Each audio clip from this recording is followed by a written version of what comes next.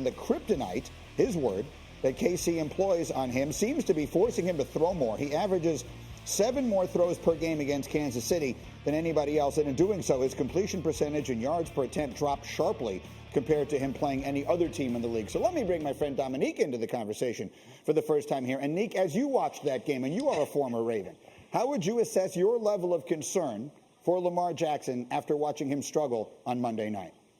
I mean, the concern isn't that high. He had a bad game. The team had a bad game. But when you watch that film, if you rewatch the game, it doesn't feel like Lamar Jackson was out of sorts necessarily. It feels like they didn't have answers for him. They were empty a lot late in the game. And the Chiefs kept blitzing the empty, and they knew where the hot was, and they kept doing it. It just seemed like they didn't have answers for Lamar, and they certainly on defense, no one really has any perfect answer for the Chiefs on defense unless you can get pressure with 4. And the Ravens have never been able to do that since Wink Martindale's been the coordinator. They're a blitz-happy team, and that puts a lot of pressure on your secondary when you have a quarterback as good as Patrick Mahomes. So I think that Lamar played poorly, but I think that we often put a lot of blame on the players on the field because that's who we see underachieving, but we don't understand necessarily how well they were prepared and what arrows they were given in their quiver to attack the defense. And it didn't feel like Lamar was given all the opportunities that he needed to put pressure on that Chiefs defense. Dan, from a quarterback standpoint, did you see it that way too?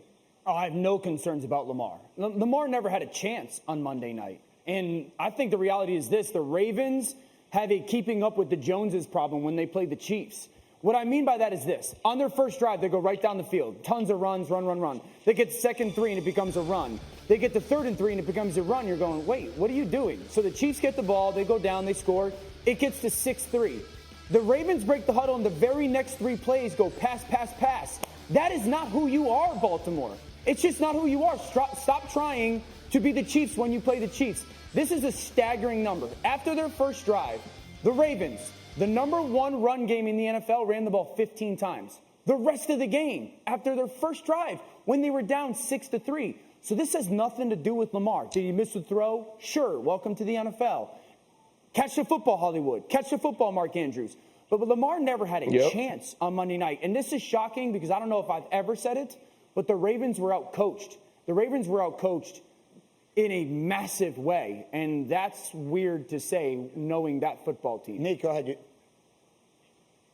Domonique, were you jumping in? Oh, no, I was still laughing about Sony Michel straight leg running down the field. I can't get that picture out my head. He wasn't bending his knees. They were just going like this. It was absurd. Right. RC, though, you were here Monday. We talked so much about this game, looking forward to this game. Never got a chance to hear your quick thought. What did you see? Dan is basically saying that the Ravens just had the wrong idea going into that game against Kansas City. What did you see? No, I agree with him. I think the Ravens panicked. I think when the Ravens didn't score with those 3 runs inside the red zone, they said, you know what, we have to do something different. Patrick Mahomes and the Kansas City Chiefs have already scored. And I said this on Monday. Lamar Jackson kept saying, I'm not playing against Patrick Mahomes. Yes, you are. And that's what his team felt as well. That's what they felt. Greg Roman, John Harbaugh on offense, that's what they started to feel. And it wasn't Lamar that got tight. It was the coaching staff. And they went away from what they do so well. And then you get drop balls by Marquise Hollywood Brown. You get drop balls by Mark Andrews. And now you're chasing the rest of the game. And this is what we've seen when they play the Kansas City Chiefs and in the 2 playoff games. When they start to get behind a little bit, which is a very foreign place for them, they become a team that's not the Baltimore Ravens. And I believe that's why we see losses in those cases. As a coaching staff, they have to settle down. As an offense, they have to settle down. But they have to always remember who they are no matter who they play. They also better stop blitzing Patrick Mahomes because they blitzed him 21 times in this game. On those plays, they hit him 0 times, and he was 17 of 21 and threw 3 touchdowns. Thank you for watching ESPN on YouTube. For live streaming sports and premium content, subscribe to ESPN+.